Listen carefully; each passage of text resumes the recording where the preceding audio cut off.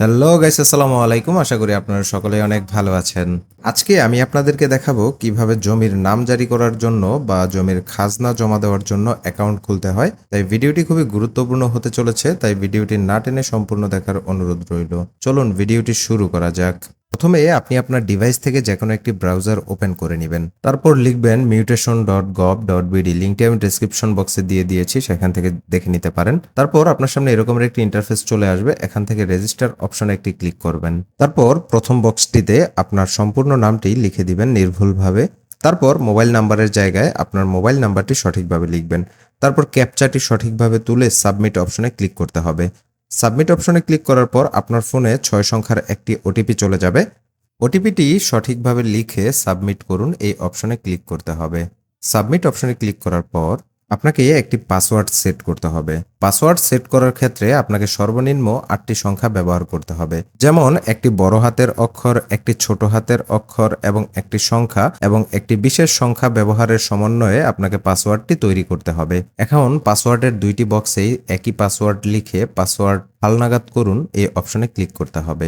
আপনার অ্যাকাউন্টের প্রথম ধাপ সঠিকভাবে সম্পন্ন হয়েছে। পরবর্তী ধাপে আপনার এনআইডি কার্ড বা আপনার জন্ম নিবন্ধন ভেরিফাইয়ের মাধ্যমে আপনার অ্যাকাউন্টটি সচল করতে হবে। জাতীয় পরিচয়পত্র ভেরিফাই করার জন্য বাম পাশের উপরে কর্নারে নামের উপরে ক্লিক করে প্রোফাইলে একটি ক্লিক করতে হবে। প্রোফাইলটি ওপেন হওয়ার পর এখানে দেখতে পাবেন নন ভেরিফাইড অ্যাকাউন্ট, তার মানে আপনার অ্যাকাউন্টটি এখনো এনআইডি নাম্বার দিয়ে ভেরিফাই করা হয়নি। এনআইডি নাম্বার দিয়ে অ্যাকাউন্ট ভেরিফাই করার জন্য ন্যাশনাল আইডেন্টিটি কার্ড ভেরিফাই এই অপশনটিতে ক্লিক করতে হবে। তারপর এনআইডি নং ইংলিশ এই অপশনটিতে আপনার 10 সংখ্যার এনআইডি নাম্বারটি লিখবেন, আর যদি 13 সংখ্যার এনআইডি নাম্বার হয়ে থাকে তাহলে জন্মসাল প্রথমে লিখে তারপর 13 সংখ্যার এনআইডি নাম্বারটি লিখবেন। তারপর ডেট অফ বার্থ, এখানে দিন থেকে আপনার তারিখটি সিলেক্ট করবেন, তারপর মাস সিলেক্ট করবেন, তারপর বছর সিলেক্ট করে ভেরিফাই অপশনে ক্লিক করতে হবে। ভেরিফাই অপশনে ক্লিক করার পর আপনার এনআইডি ভেরিফাই হয়ে আপনার নাম, পিতার নাম এবং মাতার নাম এখানে চলে আসবে। এই নামগুলো পুনরায় আপনাকে লিখতে হবে, ঠিক যেভাবে দেওয়া আছে ঠিক এভাবেই। সঠিকভাবে নামগুলো লিখে হালনাগাদ এবং যাচাই অপশনে ক্লিক করতে হবে। এনআইডি কার্ড হালনাগাদ এবং যাচাই হয়ে যাওয়ার পর আপনার অ্যাকাউন্টের কার্যক্রম মোটামুটি 20% কমপ্লিট হবে। তারপর আপনার বাকি তথ্যগুলো হালনাগাদ করার জন্য আপডেট প্রোফাইল ইনফো এই অপশনটিতে একটি ক্লিক করে আপনার এনআইডি কার্ডের যে তথ্যগুলো আছে বিস্তারিত সেগুলো এখানে আপনি আপডেট করে নিতে পারবেন। এখানে আপনি আপনার একটি ছবিও সংযুক্ত করতে পারবেন। আপনার সকল তথ্যগুলো সঠিকভাবে হালনাগাদ হয়ে গেলে একদম নিচে আপডেট অপশনটিতে ক্লিক করতে হবে। আপডেট অপশনে ক্লিক করার পর আপনার অ্যাকাউন্ট সম্পূর্ণ আপডেট হয়ে যাবে। তারপর আপনি এখান থেকে চাইলে মিউটেশন অপশনে ক্লিক করে নামজারির আবেদন করতে পারবেন। কিভাবে নামজারির আবেদন করতে হয় সে বিষয়ে আমাদের চ্যানেলে বিস্তারিত ভিডিও দেওয়া আছে, চাইলে সেটা দেখে আসতে পারেন।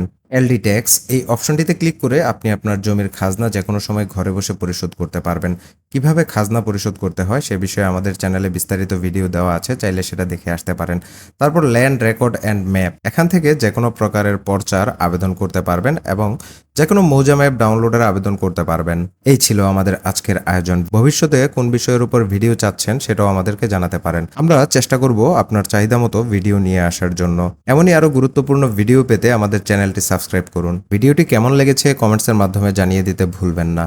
ভিডিওটি যদি ভালো লেগে থাকে লাইক করে দিবেন এবং বেশি বেশি কমেন্টস করবেন, আর বন্ধুদের সাথে শেয়ার করতে ভুলবেন না। ভিডিও সম্পর্কে আপনার মূল্যবান মতামত আমাদের কমেন্টসের মাধ্যমে জানাতে পারেন। আবারও ফিরে আসবো নতুন কোনো ভিডিওতে ভিন্ন কোনো বিষয় নিয়ে। সে পর্যন্ত সবাই ভালো থাকুন, সুস্থ থাকুন, এই কামনায় শেষ করছি আজকের এপিসোড। আল্লাহ হাফেজ।